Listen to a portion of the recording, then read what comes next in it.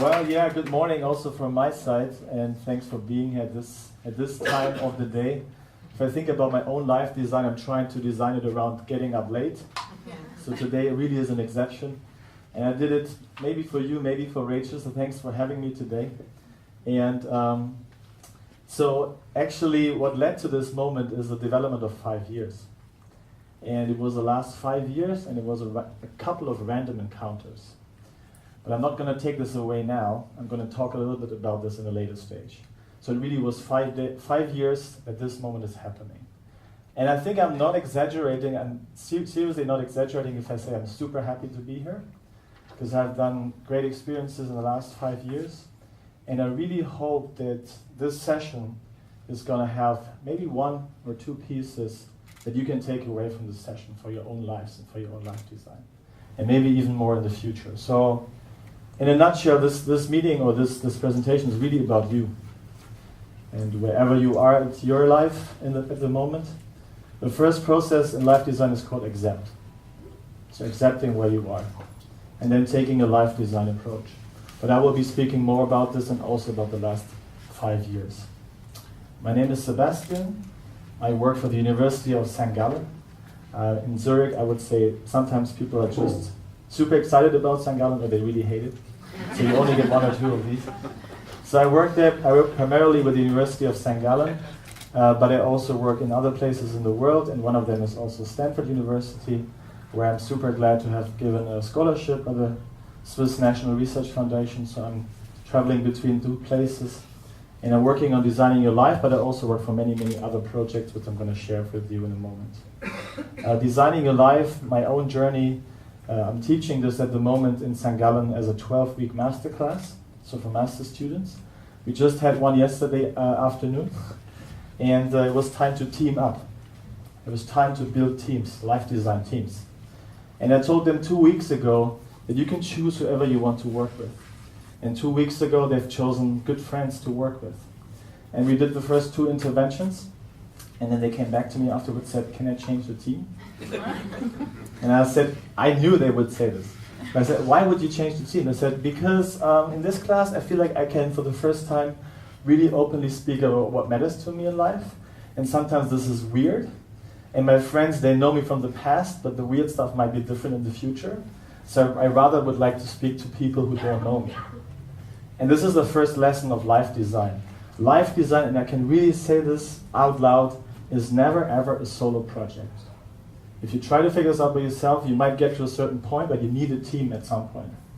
And I can talk about this because I set up my own life design team between February and May here in Zurich. So we were 5 people. We met every 2 weeks. We went through the exercises of the book, etc. And I can just say from these experiences, you really have to have a team, because there you're resonating boards. There you can bounce off crazy ideas. And if you talk about what matters to you, you use them as detectives to detect what matters to you in life. Sometimes you really need this team in a way. The other thing of why I think it's worthwhile to think about designing your life, next to this course I'm doing with master students, we're running workshops, Friday, Saturday, 2-day workshops, and we just had one 2 weeks ago.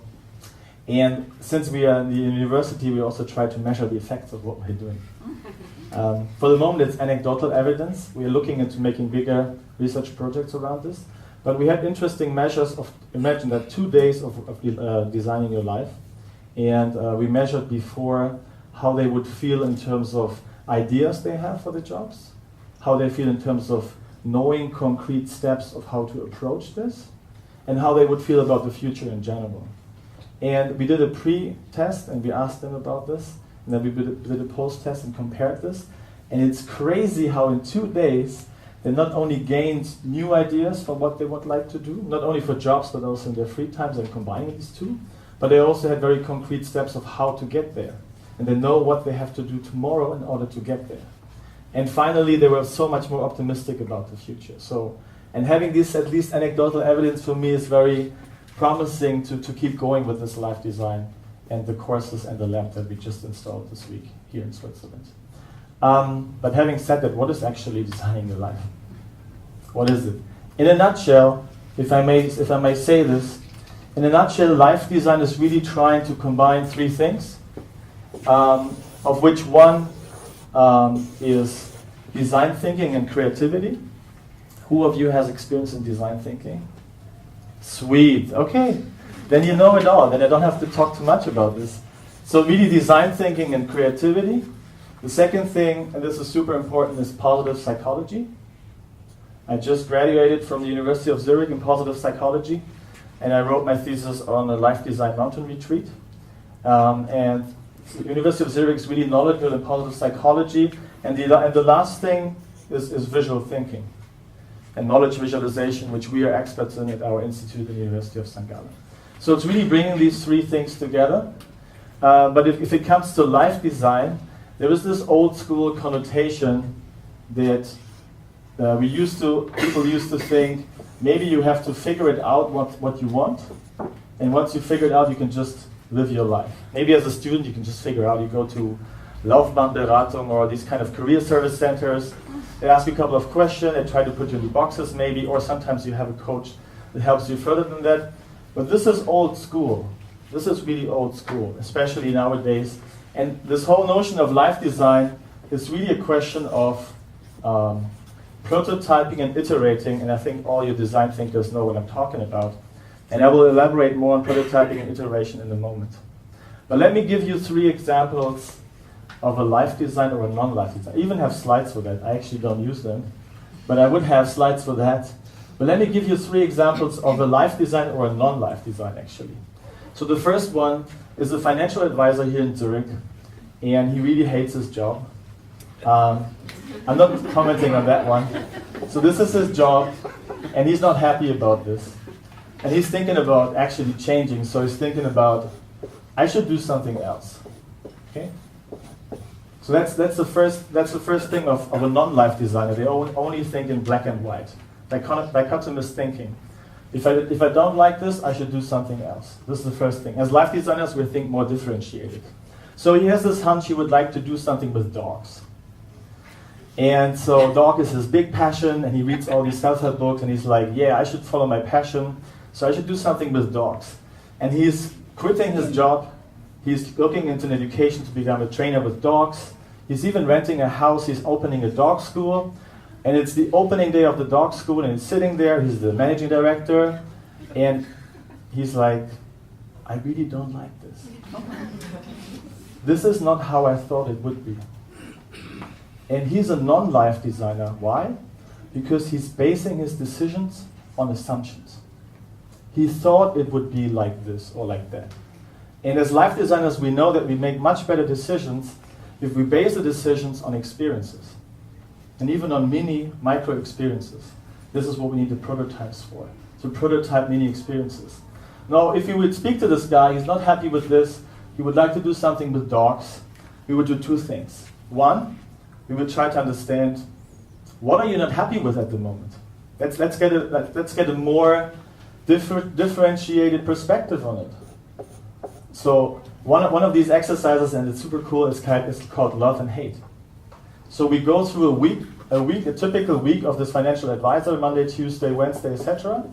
And we go through the activities and we identify what he loves and what he hates. And then we have to figure out, what is it that you don't like about this? Is it your colleagues? Is it the content? Is it your boss? Is it the commute? Is it your colleague in the office who's bringing a dog and you're allergic to the dog? Whatever it is. Bigger things, smaller things. So one is to be more differentiated about maybe the current situation. Another thing as a life designer, I would also try to get a better idea, if this is the dog, what is it about the dog that I like? What are the different options about dogs? Do I want to cut the hair of dogs? Do I want to take a dog for a walk of my neighbors? Do I want to do financial accounting for dog owners? It's different things, right? And so in the life design process, we actually use the team also to ideate what this is all about. Okay, so really to understand, okay, let's say you have all these options, and let's say you're very fancy in like cutting the hair of dogs. Let's try to prototype this. And one version of prototyping this is to do a life design interview. So maybe you can talk to a haircutter of dogs and ask him honestly or her, what is this experience like? Or you can try to volunteer for a day as a haircutter for dogs. And then afterwards, you see what you're changing your reality by having the experience. And after this experience, you ask yourself, what is it that I liked about this? Was it the hair of the dogs, or was it to take care of the dogs, or was it to talk to the dog owner? We maybe don't know, and we have to have a more nuanced way of figuring this out. Okay? So this is one option of a non-life design, like one version, right? He's a financial advisor, wants to go to dogs. And the second takeaway, apart from that life design is not a solo project, is base your decisions on experiences and not on assumptions. The other example is of a friend of mine here in Zurich, actually. Her name is Reka. She's a management consultant. And what does a management consultant in the early 30s wants to become in Zurich? A yoga teacher. It's true. I'm sorry to say this, but it's true. And so she talked about the fact that she wants to become a yoga teacher, and I was like, that's cool. How can we prototype this? And she was like, okay. Then we discussed about this. And we saw there were spaces she could rent, so she was running once a month on Sundays, yoga for friends. And we said and we didn't do like a coaching or anything, we just said okay, do this a couple of times and see what happens. So she did it 6 months and 6 Sundays. What do you think she said afterwards? I don't want to become a yoga teacher. I really don't like this. I mean, I like it, but being a full-time yoga teacher, oh my God, I'm killing myself. I'm not offending anyone who's a yoga teacher full-time, so that's cool, if that's in line with what you want to do. But the interesting thing was, then she had the experience, and then I asked her, so what is it that you liked about it or you didn't like about it? She was like, yeah, it was kind of too much effort, and then you have to explain it, and then you have to correct the position of the people. But I would do it once or twice a week. And then she changed from this once a month for friends, and now she's teaching it actually in Hottingen. She's teaching it once a week on Wednesday evenings. And now she's doing this once a week, and it's cool. And guess what? This was her second prototype, right? To do it once a week. And now she's like, damn, I forgot the whole community aspect. And my friends, because now they're also my friends, but it's more open, so there are more people. And on Sundays, we always had a glüh wine afterwards, and cakes and cookies and stuff. And I miss that. So now, as of last month, she brought back the once in a month yoga for friends. Okay, so you see the notion of prototyping, and of having this notion of wanting to become a yoga teacher, and then taking one aspect of this and try it, and then see what the experience is doing with you, and then kind of iteratively develop this to get a more nuanced way. Now, in the end, she wants to have a more meaningful life, and this is adding meaning to her without changing the job. Okay? And actually now we're talking about changing the job with her as well. But that's on a different note. And the last one is my own example, and it's also an example of that life design is about life, and not only is about the job. Although we often start with a job because it's much more easy to talk about jobs than to talk about life. Yesterday we had an exercise with the students talking about what matters to them in their lives, and had 20 minutes to write it down. They're like, oh my God, that was a challenge. But nobody has ever asked me before, so they took on the challenge. And as I was also part of the life design team in Zurich, there was one exercise called Odyssey Plans. And in the Odyssey Plans, you have to make a 5-year plan. The first plan is whatever you think right now you're going to do. Second plan is if number 1 doesn't happen, if your job is destroyed, doesn't exist anymore, what is your second plan? And the third plan, 5-year plan, is what do you do if status and money doesn't matter? And believe it or not, in my third plan, for whatever reason, the notion of hip-hop came up. It didn't come up before, and I was surprised it came. So I was ideating on having a coffee place in Zurich where you had hip-hop events and freestyles and everything. And my colleagues at the time, they were like, okay, what is this thing about hip-hop? And so I used the team to understand what was the hip-hop thing about. And in the foreground, it was music. Then it was hip-hop culture, because I used to do music as a teenager and also graffiti. So it was more the creativity. But then we figured out through the conversation that it was also an attitude. And I liked the flow of the MC over the rhyme. And I was missing this flow in my life. And it came down to the whole notion of playfulness. And believe it or not, and you probably believe this, that over the last 5 years in St. Gallen, maybe I became less playful. So I wanted to bring, and I'm currently prototyping this, I'm trying to bring playfulness back to my life, and back to my work life especially. And it sounds weird, but I'm wearing more sneakers at work. I'm replacing my polo shirts and my usual shirts with t-shirts. And sometimes students look weird at me, but I'm just prototyping. Okay?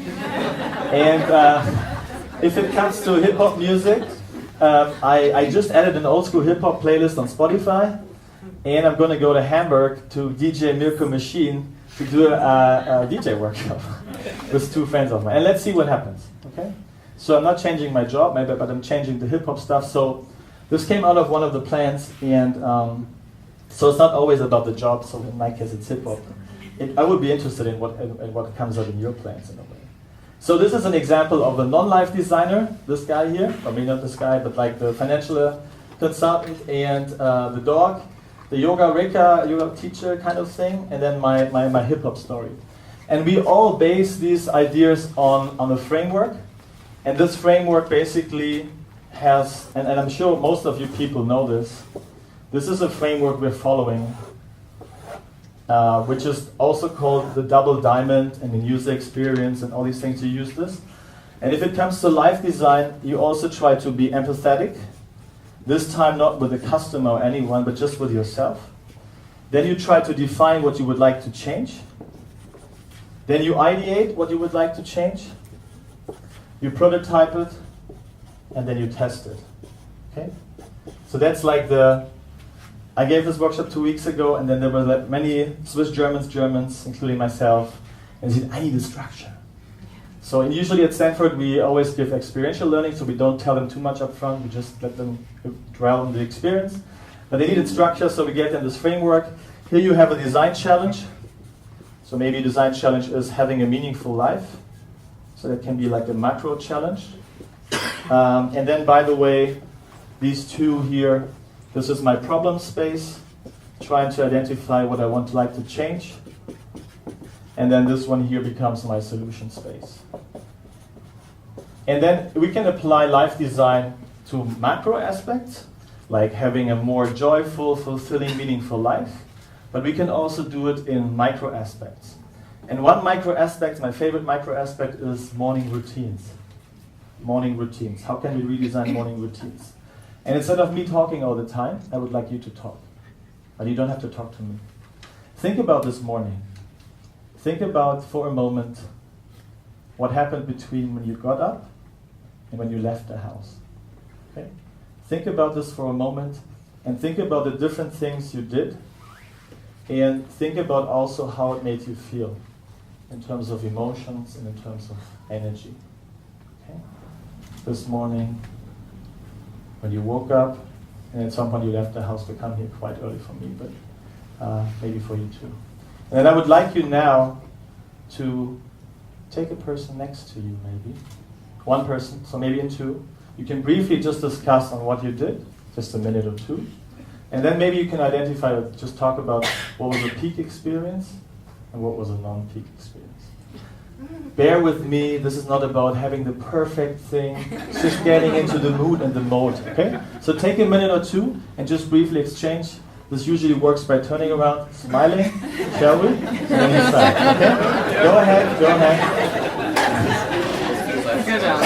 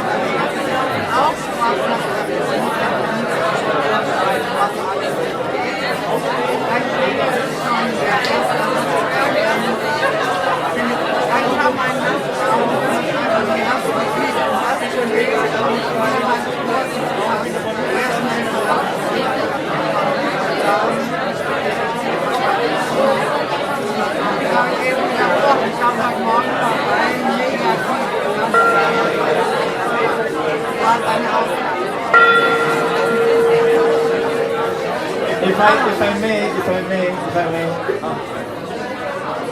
Usually this works up to 40 students in Beijing, but that apparently doesn't work for 80 people here in Zurich. I bought it really for that reason, because my voice after 2 weeks in Beijing was just dying. Okay, so really this was not about the perfect exchange, so if you think, oh, I need more time, yeah. If you were in a workshop or whatever, you would have more time. This is just an illustration, because people say, oh, this is sweet, and this is great for customer experience, but how do I apply this to life design? So what we were doing is looking into morning routine, and one way of doing this, and you all know customer journey mapping, you can think about the experience, positive, negative experience. You wake up, you leave the house. What are the episodes that happen? Checking your let's put it that way. Checking your smartphone, going for a shower, having coffee, eating, leaving the house at some point. Okay. So this is empathy, right? I try to understand what's happening. Then I define. Let's say I don't like my food consumption. So I'm going to make a definition, and I call this, in design thinking we say, how might we, so it's a problem statement, how might we change this, how might I? So here I would say, how might I eat more healthy without spending too much time? Okay, that's the define phase. Then I can ideate. Usually I use my team to ideate, how can I eat more healthy without spending too much time? You can buy fruits, you can buy freshly cut fruits, you can cut yourself fruit, you can do all these things. Then I choose one of them, I prototype it. So I'm asking myself, okay, tomorrow morning I'm gonna buy food today, I'm gonna cut it tomorrow morning, I'm gonna eat the fresh food, and then so I'm testing it. Then I'm asking myself, what did I like about it? I like the fresh food. What did I don't like about it? Took too much time. So I take the fresh food, but too much time. Let's ideate about this. How can we have less time? Either we do it the night before, or we buy it prepared. We ask our flatmate or partner to cut it for us. Whatever happens, you know? Or we cut it. I had one person who said they cut the fruit on Sunday evening for the entire week. Don't do bananas. Don't do bananas, because they get rotten in one day. You get the notion of this? So especially in the workshops, we work 2 days on this big, meaningful, joyful life kind of thing. So that's the macro level. But we can also take a morning routine on a micro level in order to change something. Is that somehow understandable? Sorry, I'm like in the student mode, right? Do you understand that? Is that clear? So really, this is what it's all about. And then I can just add in more details. So I said before, I would speak about the last 5 years. So that's one of the templates you can use. I feel good, I feel bad. The alarm, and then I'm leaving. The same process I put here, and I really prefer this one, but it's similar to the Stanford model from Dave Evans and Bill Burnett, where they say, accept where you are, empathize with yourself or with yourself, define the problem, ideate, prototype, test, and then we have certain mindsets that are around this, and especially bias to action, so don't overthink it. Write it down, visualize it, create objects. And radical collaboration, I'm just going to mention those two, because radical collaboration, believe it or not, it's really super important. So that's really the process. It has become the most popular class at Stanford, apparently, which I can understand, because students, they have a lot of options. And the journey, so in 2014, when I was a PhD student, I went there to actually join a class called Research as Design. It had nothing to do with designing your life, but I was following Bill Burnett's work since 2013, so like 5 years ago.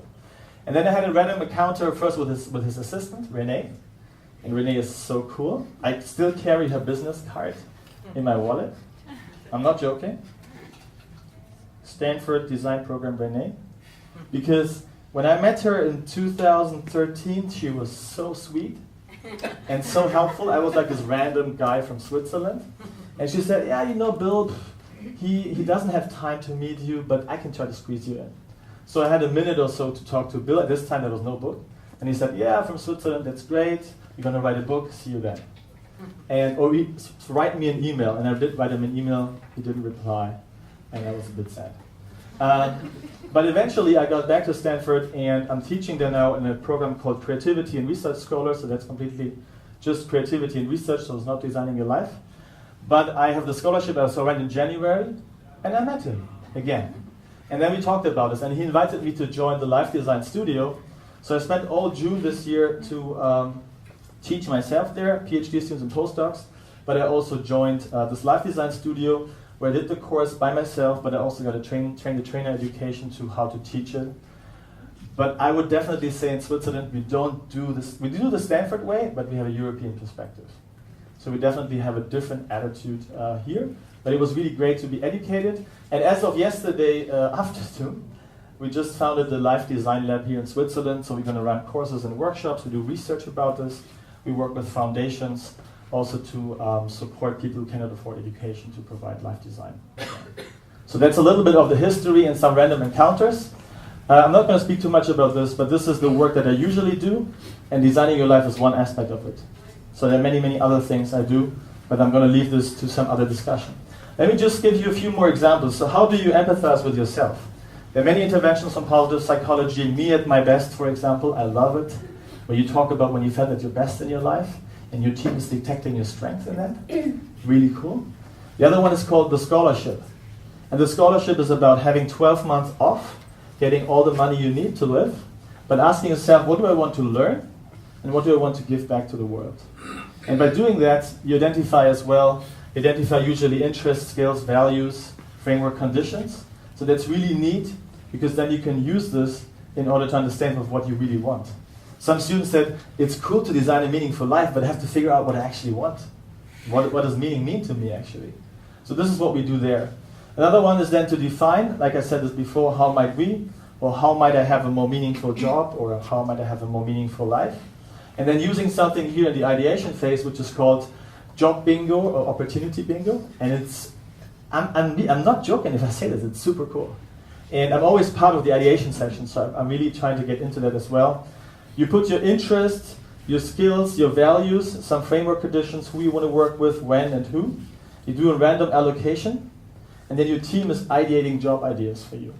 And what's sweet about this is that some jobs are like, okay, it's not doing something with dogs, but like it's more concrete. So we had one student, for example, she wanted to teach, but she didn't have time. And there's so many expat kids, and so she was thinking about teaching on the train language schools, language lessons.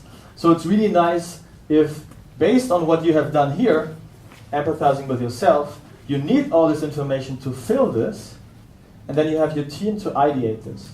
You have all the ideas, and then I'm asking you to see what resonates with you, what do you like, what you could do, what is a bit crazy, but you still like it, and what you don't like. And then we move on from there. And one way of moving on from there, another ideation version is the Odyssey Plan I talked about. You remember my third Odyssey Plan with the hip-hop? And it's also super cool to put in all the stuff from your empathy phase and to fill it into your 3 Odyssey plans, even understanding if you have the resources, how much you like it, how confident you are, and how coherent it is with your life design. And then the coolest thing is then to actually run prototypes. And I particularly chose to have a flip chart paper here because when we do workshops, for example, today we have PowerPoint, but in workshops we never have PowerPoint because we don't need it. There's a few input sessions and we only work with a few flip charts. And people ask you, how can you prototype a certain thing about dogs? The first trivial thing to prototype is to do a proper desk research. So to really understand what could I do about the dogs. Or to run a life design interview, for example, with people who actually do deal with dogs. I did life design interviews in Zurich with a professor, and also with David Kelly, the founder of Design Thinking and the founder of IDEO. I did a life design interview. I was super nervous. I don't know why, but I was super nervous, but it was really cool. So if you get yourself out, and I really asked him, why did you start IDEO? How did you do it? And then he gave me his lessons learned from his life, which was super cool. It's actually different if you interview a Stanford professor, an US American, or a Swiss University of Zurich professor. So you need so much more time to get some relationship, and then you can talk about it. I'm pretty generic now, but like it really depends. You can set up a relationship. Another thing that's really cool is to use a team, and one of the team members is a dreamer, one is a critic, and one is a realist. And we also did this 2 weeks ago. There was a girl, she said, I want to have the notion of taking a shower and connecting it with positive psychology. So to use the shower moment and build even the product around this, a shower gel with some like smell and also some instructions. And then we played a 5-minute prototype of this. And that was the critique. So I said, this is never going to work. This is exactly the moment when you don't want to do anything. This is why showering is so cool, etc. Okay, I'm just giving this example. And you will be surprised how much you can get done in 5 or 10 minutes of this mini prototype. Another one, if you're a little bit more courageous, is shadowing or volunteering. So you can ask somebody to just shadow and walk in their feet for a day.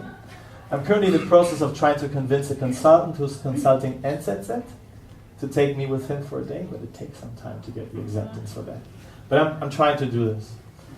So really volunteer, the guy with the dogs, volunteer with the dog hair cutter, volunteer for a day.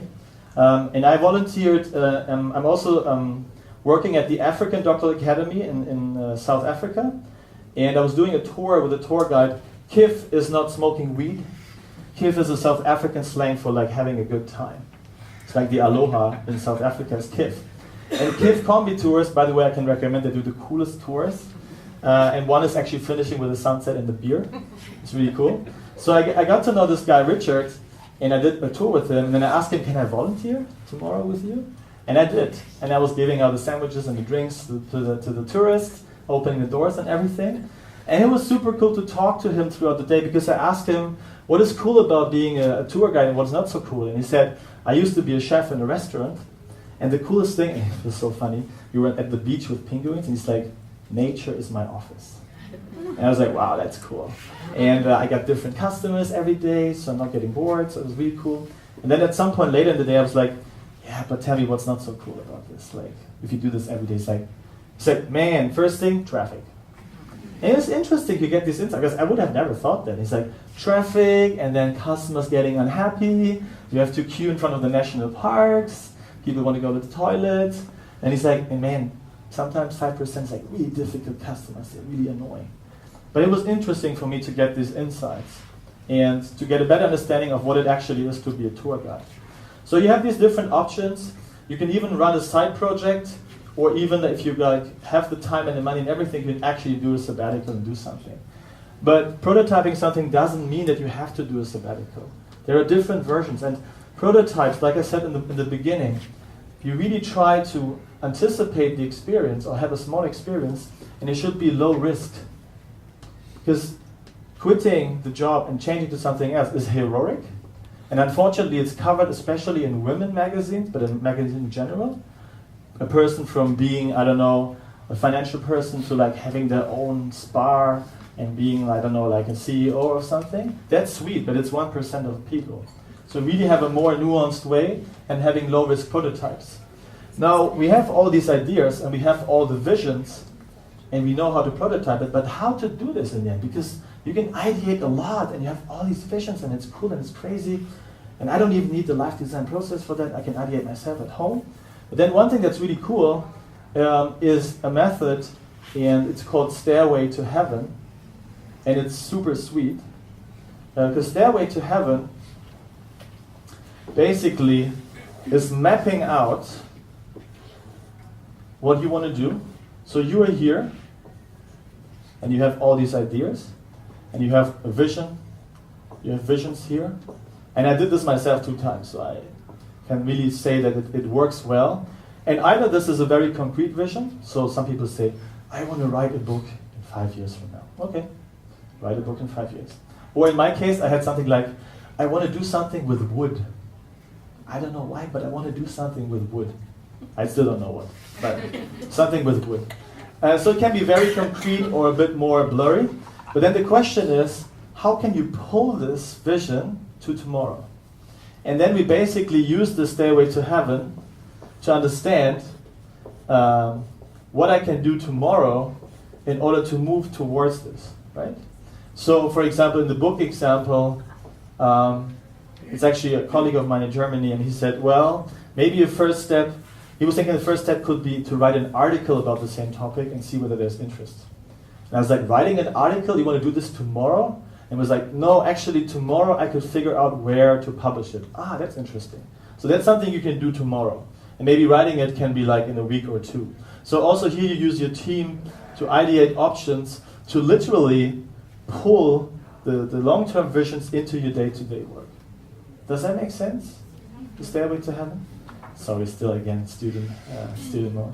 No, but it's really important because if you go through all this process there, I mean, in the end of the day, also if we give 2-day workshops, people, you want to know what you're going to do, the next step tomorrow. So really one way to really, as a good finish off of this entire process, is to really have the stairway to heaven and then have a better idea of what I can do tomorrow. And having a team that can help you with that. And I think with that, I'm having a super old school slide with bullet points to finish. And this is going to be better in the future. But really, I hope that you take away that life design is not a solo project. It's really one of my heart matters. Because I know so many people, including myself, who try to figure this out by themselves at home, buying the books, maybe reading them, maybe doing the exercises, or maybe just piling up the books at home. But it's not a solo project. Seek out for a team that you can work on this together. It's ongoing. So this is really the notion of this iterative process. You don't have to figure this out once and then you move on. It's an ongoing process. And let me give you one piece of evidence of why this is an ongoing process. I was contacted by 2 St. Gallen professors, and they told me, can you do life design? I was like, yeah, why? I get retired in 2 years, and I don't know what to do. Okay, so it can be happen at any stage, and it's ongoing. It's really about learning from these low-risk prototypes. As I said before, it's a process, method, and the mindset, which you really, the mindset, like the process and method, it's very easy to talk about all these things. But the mindset, seriously, in all classes, you only get this mindset change by doing and reflecting. You have to do it and reflect. By yourself, but also with other people. And of course, there should be a place and a space with a certain attitude and atmosphere that allows you to be crazy. Even yesterday evening, or yesterday from 4 to 8, in St. Gallen, the student said, yeah, I'm appreciating that I'm allowed to have weird thoughts. And we made a discussion of what is weird and what is normal. But it's cool to have this discussion. So then all these things, and then differentiating instead of dichotomous thinking, which means not thinking my job sucks, or I don't know, and I need to do something else. Better understand through love and hate, maybe. Love and hate to understand what I don't like about my current situation, or how I can prototype something else, and then really take it step by step. Working visually and making your assumptions explicit, and then especially, and I really, really hope, and I know this has been only like half an hour, like 40 minutes, but I really hope that you were able to take away 1 or 2 things, and I really hope that you're not going to be the financial advisor who wants to do something with dogs, but more becoming either the Reika person with the yoga or myself with the hip-hop, whatever it is, and to really not base your decisions on assumptions, but having them really through experience. So thank you so much, enjoy your life, and see you maybe at some point.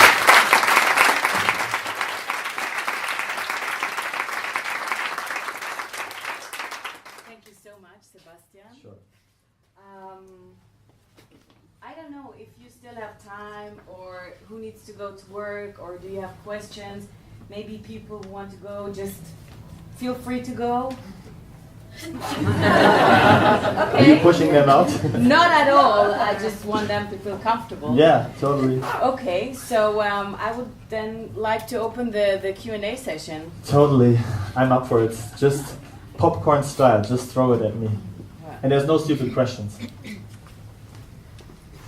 I understood that playfulness is very important to you. I also heard you say that during the last 5 years in St. Gallen you became less playful. Can you explain why, please? Yeah. Of course, I can totally explain. But that's very personal. So I think it has to do with organization culture. And I'm teaching students, but I also teach at the executive school. And it really starts out with the current way of a dress code, for example, how you dress.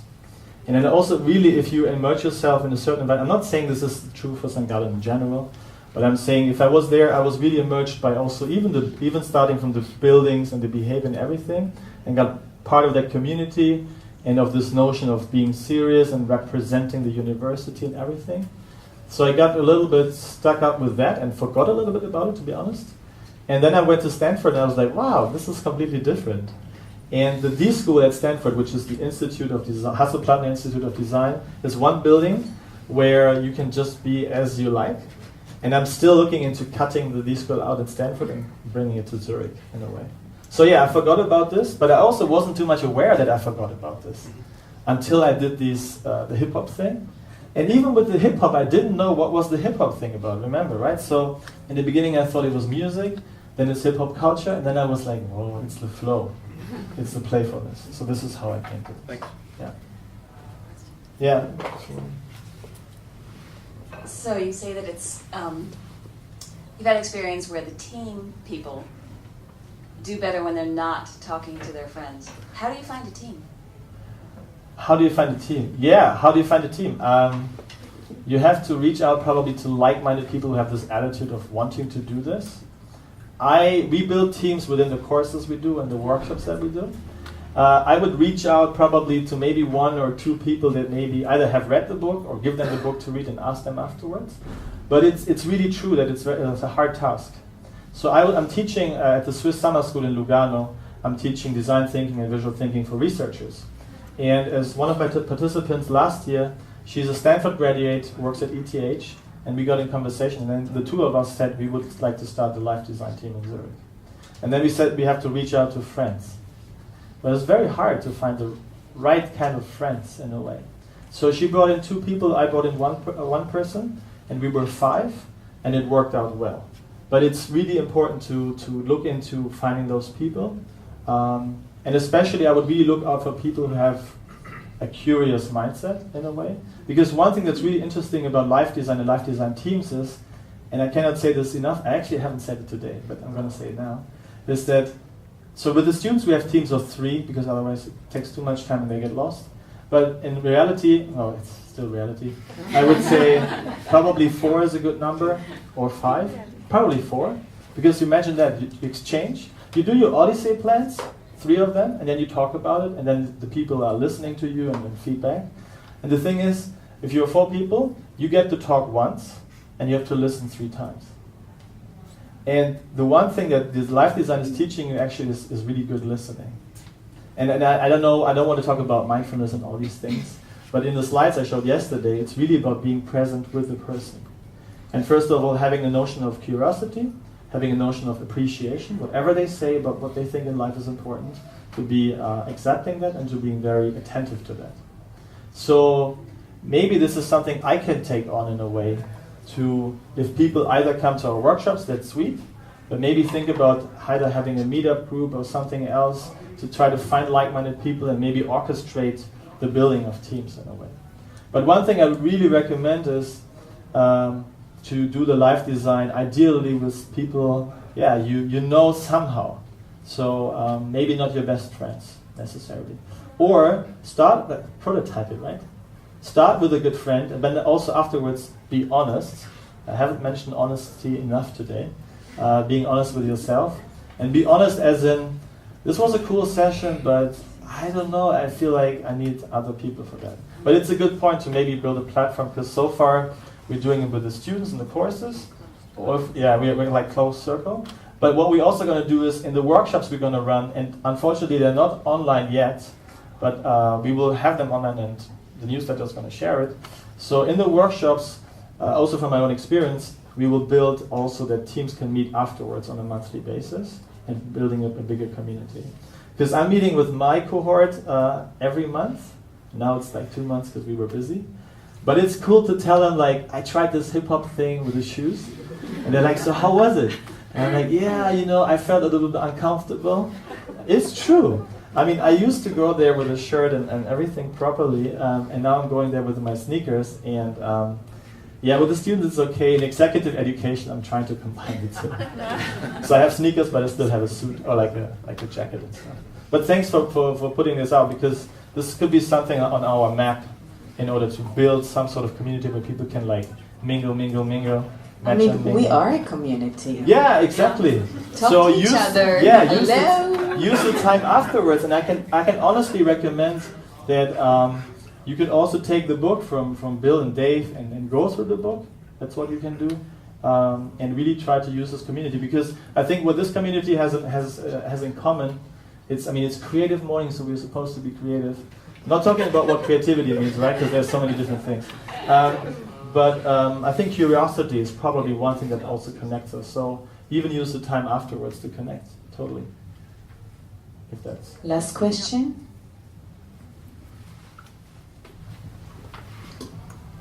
Do you have plans to kind of introduce this into school systems? Yes. Early plans. But we just talked about it before, and we also have this conversation all the time. People they do this class and they're like, oh my God, I wish I would have done this 5, 10, 15, 20 years ago. So we are currently looking into foundations, especially interested in education, and trying to bring this to teenagers, even to children. So we're currently looking into how to do this. So definitely bringing this in, and even having the whole notion of playfulness, but especially using this because I didn't put it here, but it's one thing to know the process and the methods, and the other thing is this mindset and this attitude kind of thing. And this really goes only through doing and reflecting, like I said. And if we kind of build this in early on, then maybe people get less unemployed. Or also, I have to say, it's one thing to look at the situation you're in, whatever the situation is. And a life designer, if you become a life designer, you would always say, I'm temporarily stuck maybe, but I find ways to get unstuck. Okay? And I know I can build a prototype and I can learn from this, not be like, nothing is happening. Or many of my friends, including myself, are either overthinking too much, or they have a vision that is so far out, they're like, yeah, this is the thing I should do. But today, I don't know. I just try to have a good weekend. So if we can build this in into teenagers, yes, there are plans for that. And in case somebody has, we just built the lab this week. Somebody has recommendations for proper foundations, that's great. Because we would like to teach, and we're going to teach workshops and courses and retreats. We're also going to do research about this because we want to show the effects of it. And we also want to make bigger research projects and working with foundations and other partners in order to spread it really around Switzerland, and even supporting Stanford and spreading it around the world. So I'm going to do this in South Africa, hopefully next year. And maybe if it works out, we can go into townships and work with children there, if that works out. So that's really our aim, to not only have the educated people who have the money, right, including myself, but also have it even for other social groups. Yeah. Thank you so much. Sure. Sebastian.